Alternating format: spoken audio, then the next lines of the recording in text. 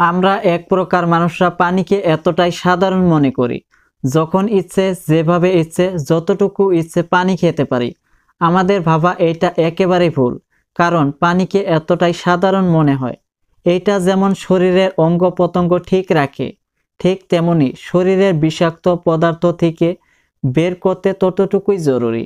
পেটের অসুখ নিরাময়ের জন্য হোক বা ওজন বাড়ানোর জন্য হোক অথবা ওজন কমানোর জন্য হোক, যাই হোক না কেন পানি এতে বড় ভূমিকা রাখে। এর জন্য পানি খাওয়ার পরিমাণ অথবা পানি খাওয়ার সঠিক সময়ে পানি পান করলে কি কি উপকারিতা হয়, আরও সঠিক নিয়মে পানি পান করতে না পারার কারণে কি কি ক্ষতি হয়, এই সম্পর্কে যদি আপনার জানা না থাকে, আপনি যতই ভালো খাবার খান না কেন আপনার শরীরে কোনো ধরনের উন্নতি হবে না, যার ফলে আপনার শরীরে বিভিন্ন রোগের শিকার হতে হবে। যেমন খাদ্য হজম না হওয়া, গ্যাস, কিডনি দুর্বলতা, অস্থি লাগা, পাকস্থলীর সমস্যা, বিভিন্ন রোগের কারণে শরীরের ওজন কমে যাওয়া, বারবার অসুখ হওয়া, স্কিন অ্যালার্জি, দাগ চুলকানি, মুখে ব্রণ এবং দাগের জ্বালাপোড়া, white heads, black heads, skin অনেক বেশি তৈলাক্ত হয়ে যাওয়া, অনেক বেশি শুকনো হওয়া, অনেক খাওয়ার ওপর মোটা না হওয়া, গিরায় গিরায় ব্যথা, শরীরে চর্বি জমে যাওয়া, মাথা ব্যথা, ওজন বাড়েও না ওজন কমেও না, চুল পড়ে যাওয়া, রাত্রে ভালো ঘুম না হওয়া, এইসব অসুখ পানি ভুলভাবে ভুল পরিমাণে খাওয়ার জন্য হতে পারে। এর জন্য ফ্যাক্টস অ্যাবাউট ইন্ডিয়া চ্যানেলের আজকের ভিডিওতে জানব। নাম্বার 1, পানি আমাদের জন্য এত জরুরি কেন? নাম্বার 2, আমাদের শরীরের পানির ভূমিকা কি কি? নাম্বার 3, একদিনে সর্বনিম্ন এবং সর্বোচ্চ কি পরিমাণে পানি পান করা যেতে পারে? নাম্বার 4, হঠাৎ করে শরীরে যদি পানি শূন্যতা দেখা দেয় তবে কি ক্ষতি হতে পারে? নাম্বার 5, একবারে কয়েক গ্লাস পানি পান করা উচিত এবং কিভাবে পানি পান করতে হয়? নাম্বার 6, পানি কখন কখন পান করা উচিত এবং পানি কখন পান করা উচিত নয়? নাম্বার 7, পানি পান করার সঠিক সময় কখন? নাম্বার 8, কেমন পানি হওয়া উচিত, ঠান্ডা, গরম নাকি নরমাল? নাম্বার 9, পানি ওজন বাড়ানো এবং ওজন কমানো থেকে কিভাবে সাহায্য করে? প্রথমতে আলোচনা করা যাক পানি আমাদের শরীরের জন্য এত জরুরি কেন। এর কারণ আমাদের শরীরে 60 থেকে 70% পানি। আমাদের পান করা পানি দিয়ে আমাদের শরীরের বিভিন্ন অভ্যন্তরীণ বিভিন্ন অঙ্গ প্রত্যঙ্গ যেমন কিডনি, লিভার, লাংস, পাচনতন্ত্রের সাথে সাথে শরীরের বিভিন্ন অঙ্গ প্রত্যঙ্গ ভালো করে কাজ করা এবং পানি আমাদের ফুসফাসি রোগকে জীবন্ত রাখতে অপরিশোধিত ভূমিকা পালন করে। এখন প্রশ্ন ওঠে, সারাদিনে পানি কতটুকু পান করা উচিত? আর আমাদের শরীরে যদি পানির শূন্যতা দেখা দেয় তবে কি সমস্যা হতে পারে? মূত্র ত্যাগ করতে অনেক বেশি সমস্যা হয়, হজম শক্তি কমে যায়, শরীরে স্কিনে ধীরে ধীরে রুক্ষ হয়, আরও লাহে লাহে ঢিলা হয়ে যায়। আরও যদি পানি পান করার পদ্ধতির উপরে মনোযোগ দেওয়া না হয়, এর ফলে ভবিষ্যতে গুরুতর রোগ হওয়ার সম্ভাবনা থাকে। তাই সারাদিনে নিয়মিত পানি পান করা খুবই জরুরি। এখন প্রশ্ন আসে, সারাদিনে কিরকম পানি পান করা উচিত? পানি ঠান্ডা হবে নাকি গরম নাকি নরমাল? এর জন্য জানতে হবে পানিতে কি হয়, পানি কি প্রবলেমকে সমাধান করে দেয়। পানি 0 ক্যালোরি হওয়ার জন্য শরীর থেকে বিষাক্ত পদার্থকে বাইরে বের করতে অনেকটাই সাহায্য করে, স্কিন পরিষ্কার রাখে, মাথা ঠান্ডা রাখে, পরিপ্রক্রিয়া, চোখ, হাড্ডি সহ আমাদের শরীরের বিভিন্ন অঙ্গ প্রত্যঙ্গকে ভালোভাবে কাজ করতে অনেকটাই সহায়তা করে।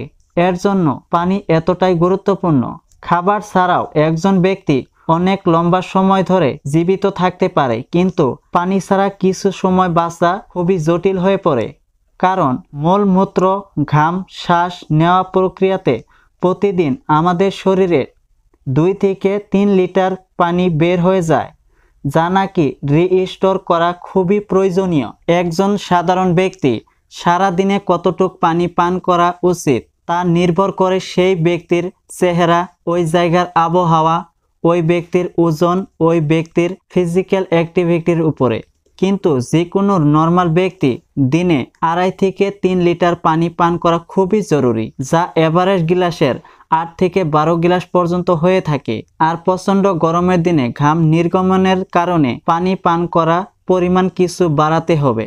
যারা এক্সারসাইজ করে থাকে তাদের পানি পান করার পরিমাণ আরও বেশি বাড়াতে হবে, কারণ এদের শরীরে অনেক বেশি পানি নির্গমন হয়। এখন প্রশ্ন আসে, বহুত বেশি পানি পান করলে শরীরের ক্ষতিকারক হয়ে থাকে কিনা? এর উত্তরটাও খুবই সিম্পল। এইটা সবাই জানে যে কোনো খাওয়া বস্তু অত্যাধিক খাওয়া বা পান করা একদমই ঠিক নয়, এতে শরীরের উপরে ইফেক্ট পড়ে। বহুত বেশি পানি পান করলে আমাদের শরীরের কিডনির কার্যর ক্ষমতা কমে যায়, রক্তের সোডিয়ামের পরিমাণও কমে যায়।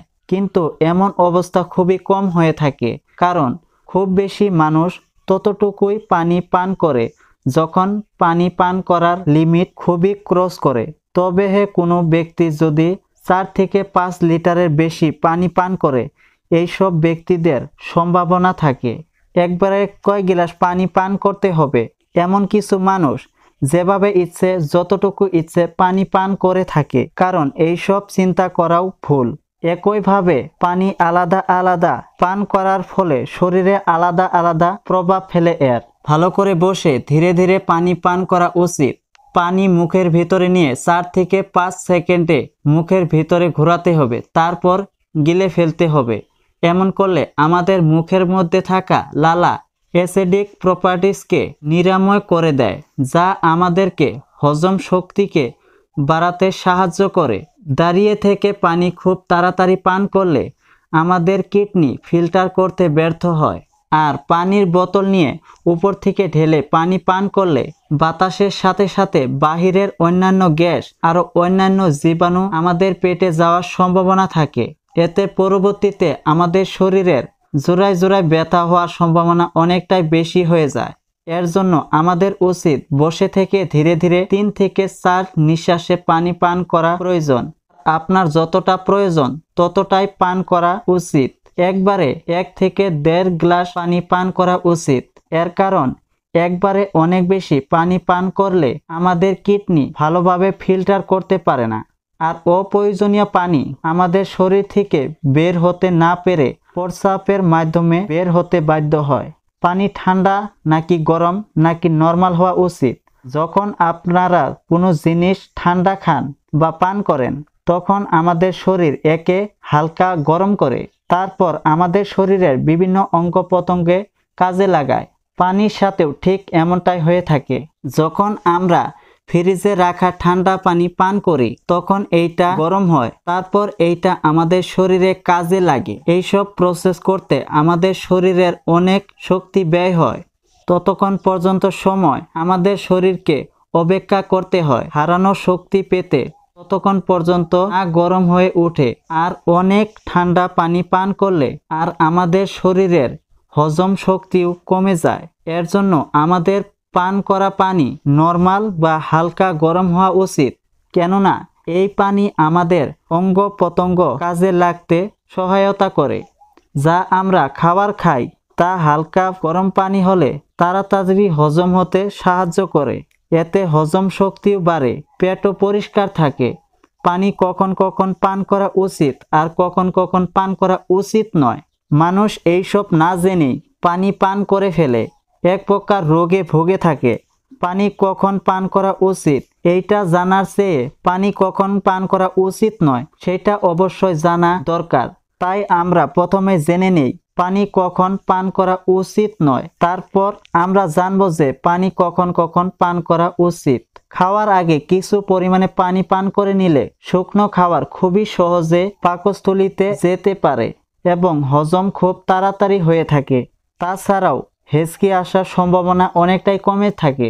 কিন্তু খাবার খাওয়ার আগে বহুত বেশি পানি পান করা একদমই ঠিক নয়, কারণ খাওয়ার আগে পানি পান করলে আমরা যে খাবার খাই অনেকটাই পাতলা হয়ে যায়, আর আমাদের পাকস্থলী পাকস রস ঠিকভাবে নিষ্কাশন হতে পারে না, ফলে আমাদের হজমের অনেকটাই সমস্যা হয়ে থাকে।